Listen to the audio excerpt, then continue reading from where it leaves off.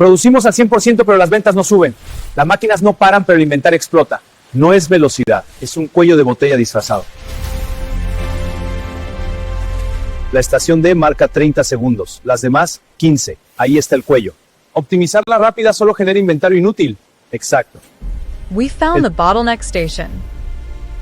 ¿Cómo aumentamos la capacidad sin invertir millones?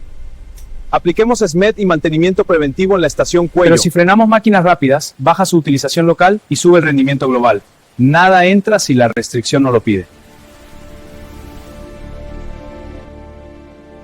Resultado: menos inventario, cero paro en la restricción y ventas reales creciendo. Dejamos de medir máquinas ociosas, ahora medimos dinero generado. Si optimizas todo menos tu restricción, solo financias inventario. Identifica, explota y subordina. Tu planta puede facturar más sin comprar máquinas nuevas.